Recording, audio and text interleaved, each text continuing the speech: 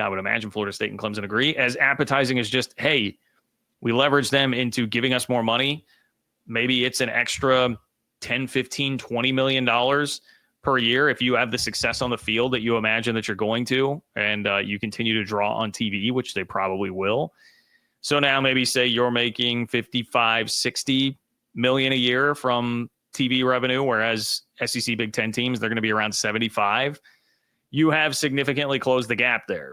That would be the general idea. And then, like a Wake Forest maybe is taking a hit down to 25, 30. And so, you're going to get inequity within the conference. Teams will not be on equal standing.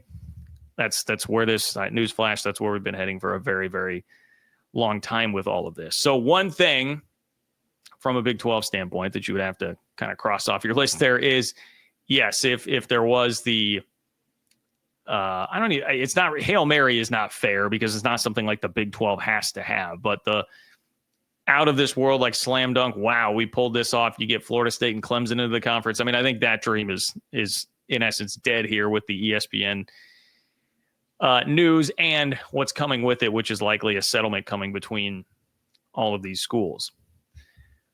But we're not even really scratching the surface on the fascinating piece of this news that ACC and the ESPN came to an agreement and the conference is working on a settlement with Florida State Clemson here. Because the fascinating part is with the revenue sharing, what happens because of that and how does that affect every other conference? Every other conference is going to be tuned into exactly how this goes and what they can do with it. And so if you're a Big Ten or SEC fan, this matters to you. If you're a Big 12 fan, I definitely want to raise that question because I think this matters to you.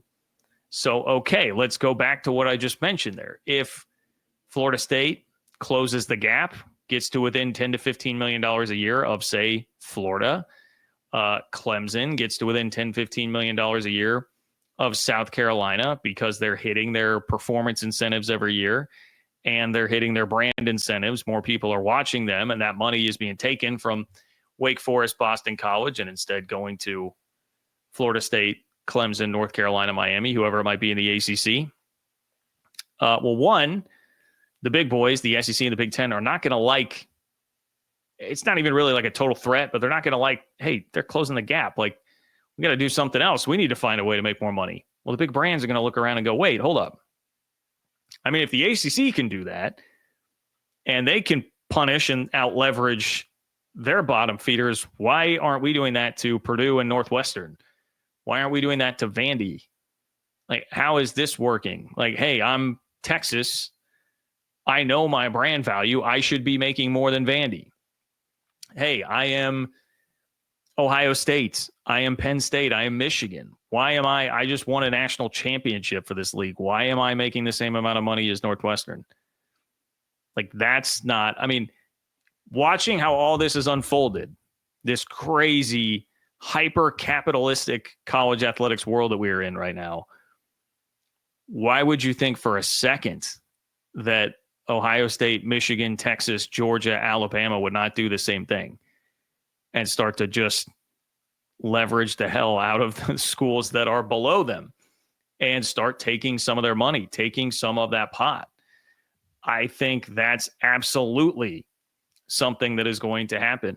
Copycatting, we already have seen this in terms of like ideas that have started outside of the Power Two that have been adopted there. The Big Ten, Tony Petitti was very against private equity. And now all of a sudden we're seeing private equity. The Big Ten is welcoming private equity bids. That was a story in Sportico earlier this week. They will absolutely take ideas there. Everybody was afraid when the Big 12 stuff came out about private equity and even the naming rights, All State 12. Everybody was afraid, like, okay, yeah, that'll make you some money, but it's only going to close the gap for a little bit. Then the big boys will just steal your ideas, make more money on their end, and the gap is the same. And now everybody is worse off for it. That's already been a fear and something people have thought. So why would this be any different, for those top brands? Especially when, if we're talking about like worried about an antitrust suit and, they can't exactly just go off and do their own thing, take their own playoff, make their own league, super league right now. If they're concerned about that, this is kind of like a way to create it without actually creating it. find a way to get more money, which you would hope to have from the Super League, at the expense of the lower level teams in your conference. And yet you don't have to deal with the messiness of actually kicking them out of the league. That was a big thing. Like, nobody wants to deal with that. Hey, there's all these relationships. Remember, even those that, vehemently thought the Pac-12 wouldn't explode. So much of that talk was, well, they have all these established relationships and all this tradition and stuff, and they're not going to just ditch that. Well, of course they did, but they definitely didn't want to, and you don't have to do that, but you could still, get a bunch of the financial incentive here that you were thinking about creating the Super League for. And then if you're the Big Ten and SEC, we know they're working on the scheduling agreement, even playing postseason games against each other if it's not in the playoff. They're trying to cut everybody else out already, cut out the two lower leagues, make extra money for your big brands, which is where all this is going anyway, and not have to deal with an antitrust lawsuit or the risks that I have talked about for a long time that come with busting away a large portion of the country for a long period of time. And how that could diminish your product long term. Seems like a pretty good idea. So it's very apparent to me. I would bet my life on the fact that this will come to the Big Ten and the SEC eventually. My question here, being that this is largely a Big 12 audience, I am obviously a Big 12 guy. My question here is, what does it mean for the Big 12? That's the most fascinating case when it comes to any sort of unequal revenue sharing type of plan. And that's for a number of reasons. One, the Big 12 already dealt with Texas and the Longhorn Network and bullying people around based on that and being leveraged into the Longhorn Network becoming a thing so that you could avoid Texas and others going to the Pac-12 back in 2010, 2011, and then seeing Texas make the extra money from that. And nobody really wants to be in that scenario again as a conference that has a lot of scars from what Texas did to the league when it came to that. To a lesser extent, Oklahoma got to have their own TV enterprise as well. They just weren't making as much money as Texas and the Longhorn Network. So the Big 12's been there, done that, and I'm sure most across the league feel like, well, we don't want to do that. The other thing, and really the bigger thing here that makes it so fascinating, like how would they handle this if this becomes like the industry standard eventually, is like, who stands to gain from it? Like there's not like a dominant brand, regardless of what a couple of fan bases might try to sell you on or say.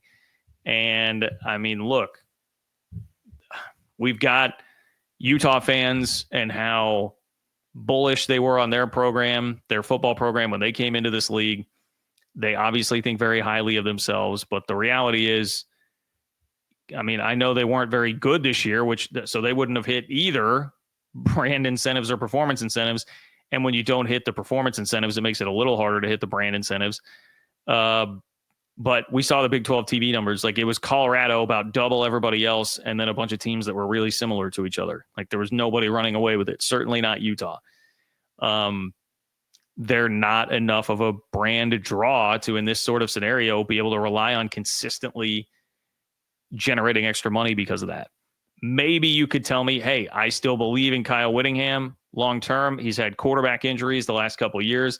They'll get that figured out. They've got a really high profile or certainly exciting looking transfer quarterback coming in. They'll always have a good defense. I'm buying what ESPN is selling, that they're going to go to the playoff this year. They will win consistently enough that they would benefit from at least the performance-based incentives every year. Okay, maybe we can have a discussion on that. But they would probably argue that they would be this overwhelming brand. They would not. They certainly wouldn't from a TV viewership standpoint. And from a success standpoint, they're not off to a great start in the Big 12. And Kyle Whittingham is not young. He is not young. He's a guy that's already been talking like he will retire very soon, and they have a head coach in waiting. It's an awful lot to put on the line there for that program. Kansas has still fancied itself outside shot at like SEC Big 10 at some point. Some of their fans thumb their nose at the Big 12 a bit. Maybe that's calmed down now that their basketball program has been a little bit humbled the last couple of years. And the football program definitely got humbled this year out on the field. That seems to have maybe toned down a bit, but that's another fan base that might try to tell you, hey, we should be right up there doing that. But K-State was the team that was number 2 in terms of viewership numbers this year in the Big 12, second to Colorado. Not by a ton, but they were second. And, success initiative wise, they've, over the last 3 years, selective endpoints there for sure, but over the last 3 years, been about as successful as anybody in the conference. So I don't think that there's any brand that could legitimately lay claim to right now, hey, yeah, that would be us. Like, we would be the team that would really benefit from that. So we need to pound our fist and demand that. And one of those that I just mentioned, Kansas already knows what it was like to deal with Texas and unequal revenue sharing. The Hateful Eight, it's going to be really hard to get them on board with anything like that, especially when there is no obvious dominant brand.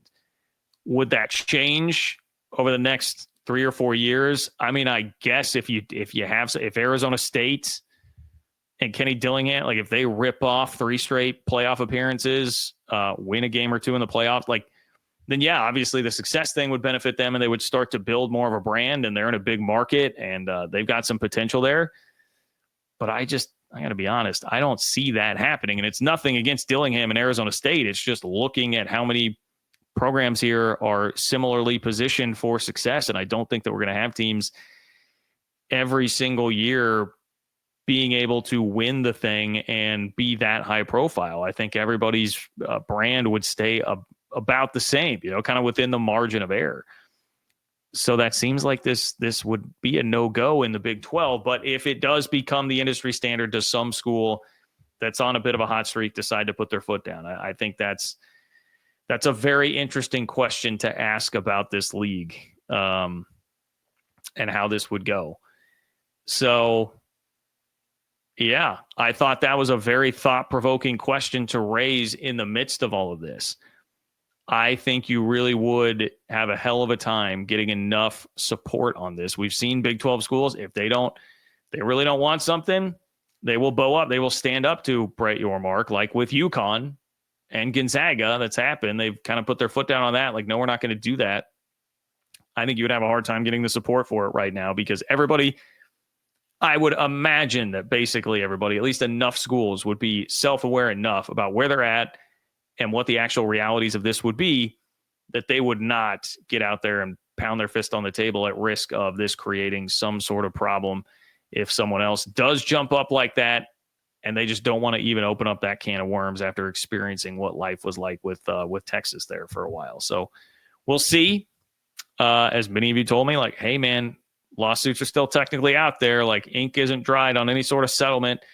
Let's see what actually happens here. Okay, fair enough. Fair enough. But I do think the unequal revenue piece of this is going to be something that you'll see adopted on a much wider basis in college football pretty soon. I don't think it'll take too long after it gets finalized in the ACC for that to start pushing out to other spots.